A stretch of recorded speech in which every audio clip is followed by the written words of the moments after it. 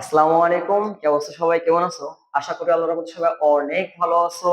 তো তোমাদের সামনে আজকে আমি এমন একটা চ্যাপ্টার নিয়ে আসছি যেটা ফিজিক্সের one of the best important chapter. SSC লেভেলে ফিজিক্সের গতি কতটা ইম্পর্টেন্ট তোমরা যারা পড়ছো বা যারা নতুন শুরু করছো তারা হয়তো বা স্যারের কাছে শুনছো যে এই চ্যাপ্টারটার গুরুত্ব কতটা, ঠিক আছে? তো আমরা কথা না বলে এই চ্যাপ্টার সম্পর্কে আমরা আলোচনা শুরু করি। তো দেখো, গতি সম্পর্কে জানতে হলে তোমাকে ফার্স্টে বিভিন্ন প্রকার রাশি সম্পর্কে জানতে হবে।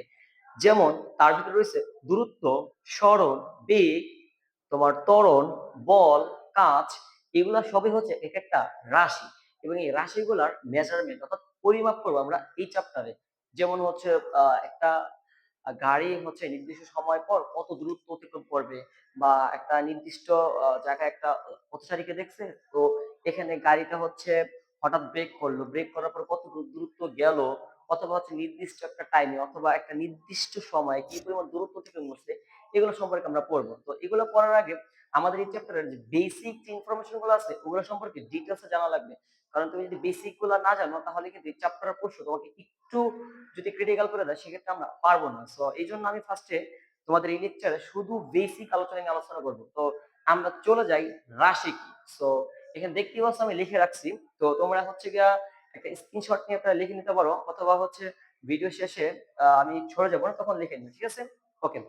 তো দেখো, রাশি কি? তো রাশি হচ্ছে এই ভৌত জগতে, মানে এই ভৌত জগতে যা কিছু পরিমাপ করা যায় তাহাই হচ্ছে রাশি। আমি আবার বলতেছি, এই ভৌত জগতে মানে চিন্তা জগতে তুমি যা কিছু পরিমাপ করতে পারো তাই হচ্ছে রাশি। যেমন ভর তুমি মাপতে পারো 10 কেজি, 20 কেজি। সময় 10টা বাজে, 9টা বাজে, 5টা বাজে, এরকম বলতে পারো, ঠিক আছে? অর্থাৎ যেগুলা পরিমাপ করা যায়। অথবা আমি বললাম যে হচ্ছে এই যে মার্কারটা, এটা ধরো হচ্ছে দৈর্ঘ্য কত বা লেন্থ কত, এটা হচ্ছে ধরো বললাম 6 সেন্টিমিটার বা হচ্ছে 5 সেন্টিমিটার, তুমি এটা মাপতে পারো, তাই না? তো যে জিনিসগুলা পরিমাপ করা যায় সেগুলো হচ্ছে রাশি। আর যেগুলা পরিমাপ করা যায় না ওগুলা রাশি না।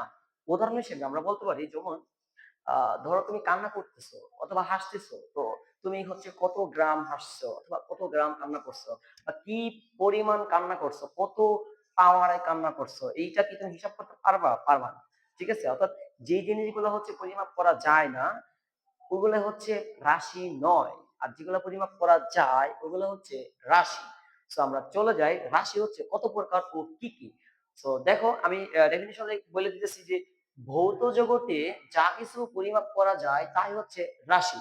তো রাশি হচ্ছে নির্ভরশীলতার উপর ভিত্তি করে দুই ধরনের, আবার দিকের উপর ভিত্তি করেও দুই ধরনের হতে পারে, যেমন স্কেলার, ভেক্টর।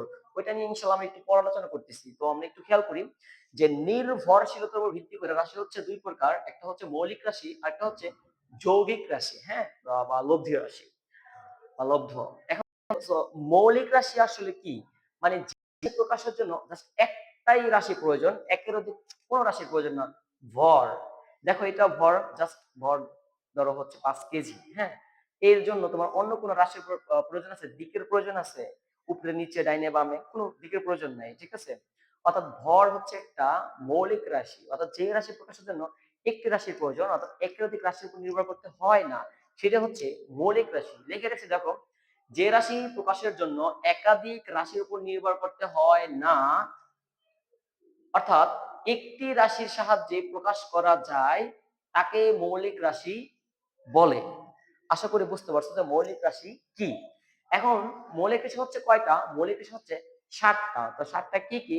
ইজিলি দেখতে পারতেছো যে আমি এই পাশে একটা ছকে লিখে রাখছি, যেমন দৈর্ঘ্য, ভর, সময়, তাপমাত্রা, তড়িৎ প্রবাহ, দীপন তীব্রতা ও পদার্থের পরিমাণ, এবং এই পাশে একক এবং মাত্রা লিখে রাখছি। তো একক এবং মাত্রা কি, এটা আশা করি তোমরা প্রথম চ্যাপ্টারে পড়ে ফেলছো, তো এই জন্য আমি ডিটেলস এখানে আলোচনা করতেছি না। জাস্ট একটু মুখস্থ রাখবা, কারণ আমরা এই চ্যাপ্টারে যে ফার্স্ট কতগুলো রাশির কথা বললাম, বেগ, ত্বরণ বা কাজ, বিভিন্ন প্রকার রাশির মাত্রা নির্ণয়ের সময় আমাদের এই একক গুলা এবং এই মাত্রার গুলা জানা খুবই জরুরি। অর্থাৎ এগুলো যদি তুমি না পড়ো তাহলে পারবে না। মাত্রা কিভাবে নির্ণয় করতে হয় আমি ইনশাল্লাহ এই চ্যাপ্টার তোমাদের দেখাই দেবো। ওকে, আচ্ছা। এবার চলে যায়, আমাদের হচ্ছে মৌলিক রাশি কয়টা? 7টা।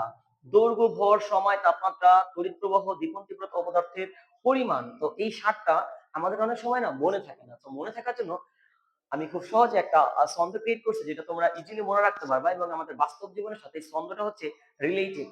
যেমন ধরো এখন রমজান মাস চলতেছে, তো রোজার মাসে দেখা যায় যে সেহরির সময় যখন আমরা উঠি তখন খুবই ঠান্ডা লাগে, বা ৬টা বা ৭টা বেজে গেলে আবারও হচ্ছে গরম পইড়া যায় বা তাপমাত্রা বৃদ্ধি পায়। তার মানে হচ্ছে তাপমাত্রা পরিবর্তনটা ভোরের সময় খুবই তাপমাত্রার তারতম্য দেখতে পাই। এই শীত আবার এই গরম, তাই না? তো এটাই আমি বলছি যে দেখো, দৈনিক ভোরের সময় তাপমাত্রার তারতম্য দেখতে পাই। হ্যাঁ, আমরা আসলে কি পাই? অবশ্যই পাই। দৈনিক ভোরের সময় তাপমাত্রার তারতম্য দেখতে পাই। তো এখানে দেখো, দৈনিক মানে হচ্ছে দৈর্ঘ্য, ভোরের মানে ভর, সময় মানে সময়, তাপমাত্রা মানে তাপমাত্রা, তারতম্য মানে তড়িৎ প্রবাহ, দেখতে মানে দীপন তীব্রতা, পাই মানে হচ্ছে পদার্থের পরিমাণ। তো আশা করি এই যে মৌলিক রাশি ৭টা, এটা তুমি এই ছন্দটার সাহায্যে খুব ইজিলি সারা জীবন মনে রাখতে পারবা। ঠিক আছে? আচ্ছা, এবার চলে যাওয়া হচ্ছে যৌগিক রাশি বা লব্ধি রাশি কি।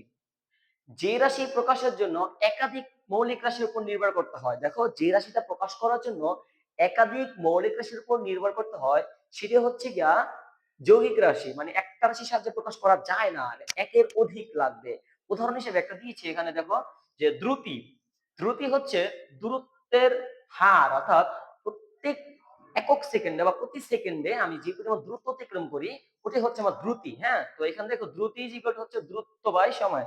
অর্থাৎ দ্রুতিকে প্রকাশ করতে হলে তোমার দূরত্ব এবং সময়ের অনুপাত লাগবে। তার মানে এখানে ২টা মৌলিক রাশির প্রয়োজন হয়েছে।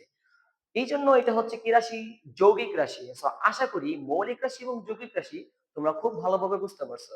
সো তোমার ইনফরমেশন গুলো হচ্ছে তোমাদের খাতায় লিখে নিতে পারো, অথবা একটা স্ক্রিনশট নিয়ে রাখো। ইনশাআল্লাহ এরপরে আমরা হচ্ছে স্কেলার রাশি আর ভেক্টর রাশি নিয়ে আলোচনা করব। ওকে, ওকে, উঠাও।